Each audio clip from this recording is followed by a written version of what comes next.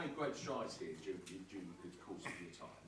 I guess in terms of this season, there's been frustration. So how big a summer do you think, to push on again, do you feel to kind of make strides and be? I mean, but I think we made big strides this season. Yeah, big time. Because we should be in a very different position with everything that happened. Yeah. Tell me why. Because there is no a team in the Premier League history with 5 red cards and the amount of injuries that we had that are in the position that we are today. Hasn't been done. No. And in that context, I mean, you were saying about your proudest moment. One of the proudest, because this could have gone, yeah. And there is something that is held in it. And that foundation, that culture, and that mentality is what is holding that. And so do we need to kind of keep that in that context, in your view? Who? Well, just generally the fan base, everyone. I think everybody is individual to analyze things that you can give. It's like anything. You can give, you can see my kid crying and tell him to stop crying, or I can give context why he's crying. Because he's sad, because he banged his head against the furniture, or because he just wants the chocolate. So I have a very different reaction. If you want to give no context to a situation, then don't give context. You have many examples in this Premier League this season, many clubs with certain context and where they are. Do you reproach yourself with the injuries? You always analyse yourself, and don't you talk about that? And basically, with the injuries, does that come down to bad luck? Is that calling on to the same group of players? Where does it lie? It's a lot of factors. It's very difficult to put one because Gabriel Jesus, what can we prevent to do that and have another knee injury like this? Tomiyasu, very different. With Ben White, very different. With the muscle injuries, tendon injuries, there are many more of the factors. I hope that there is one specialist that tell me it was this day, that situation. Unfortunately, it's tricky, but there are multiple factors, and load normally is one of the biggest. Jordan? Yeah. Mikel, you say in another year that you could be out of Champions League and mid-table. Did you really believe that, given everything that's happened, that could have been Arsenal this season? That mid-table or not in the top 6, or because of what's happened? Mm-hmm.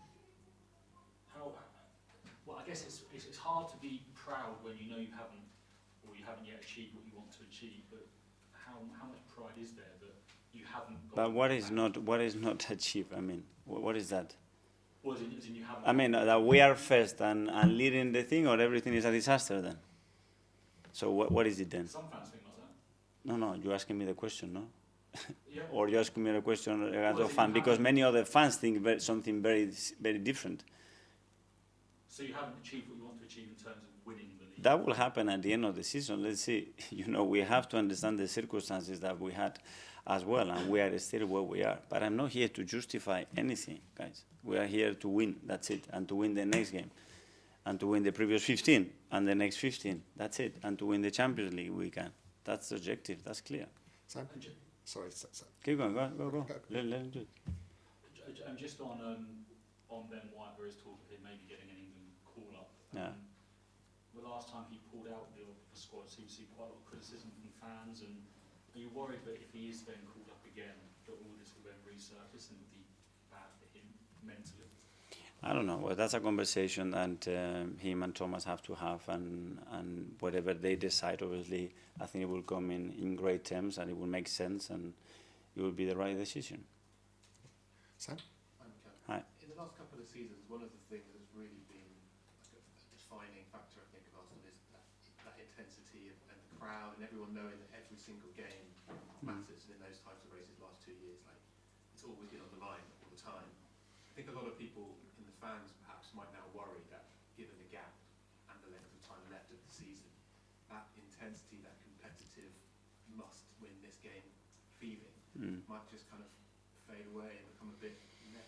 If that's the case, we have to give them the reasons with our performances to think different and change that way of thinking, of feeling. And for the players as well, is that not a risk for them? They've been so close for so long, every single game matters. Now they must look at the table and think, They know that the table looked very different a few days ago, and how can look in 2 or 3 weeks. So you cannot get carried away with that. And just on Saliba and Safi's contracts, 2 years ago, 2 years ago this summer, are you aware of the club starting any issues with them? I'm sure we are very aware of the contractual situation of every player, so they will be dealing with those kind of matters. You don't know if talks have started or not? No, no yes and no. I don't know. Ed? Hi, Mikel. Hi. Just wondering if you've spoken to Miles Lewis-Skelly about the red card at the weekend and how he's reacting to it. Must be a disappointing moment for him. Yeah, obviously it was a very disappointing moment because it's the moment that we're grabbing some momentum in the match and obviously put the game in a very difficult situation with half an hour to go. And in terms of wider discipline, I know there are individual moments in the season, you can't pick them out, but 5 red cards, 2 more than any other team. You said before it really has held you back this season. Is that something that you're going to talk to the players about, or do you think that it's something they need to individually work out themselves? Yeah, there are things that in certain red cards that we had, we could have done things differently, even though now the rules appear to change again and not consider what it was considered before. In other aspects, it's very difficult to change because when you ask the player why they made that decision, it's a very spontaneous decision, very sharp movement, a decision making that caused you the action. Very difficult to change that. Okay, last couple. Firstly, Isan. Hi. With the team, with a few months left of the season, do you sometimes scratch your head and think where a goal's going to come from? Because obviously against West Ham there was, I think, 2 shots on target. West Ham had 2 shots on target themselves. I know there's injuries obviously are a major factor for this, but it's not, looking ahead, isn't it a massive problem you've got here in terms of goals? If you take the isolation of the last game, the answer is 20 shots, 21 shots, 2 on target. If you take the last 15 against the best team in the Premier League with the most threat on the goal difference is the same. So depending when you look at it. But we have what we have and we are where we are.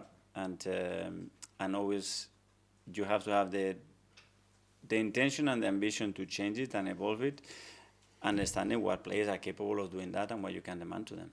Does it worry you though? The other day worried me because I didn't see the threat that and the situation that we have to put West Ham under pressure to really have the feeling that any moment we can score a goal, not just one particular moment, but consistently any moment that we have that threat. And obviously on the weekend, looking at the bench, there's about 5 full-backs on the bench. What's that like as a manager to look at the bench when you want to change things and see there's 5 full-backs and not many striking options? I think you have to think in a different way.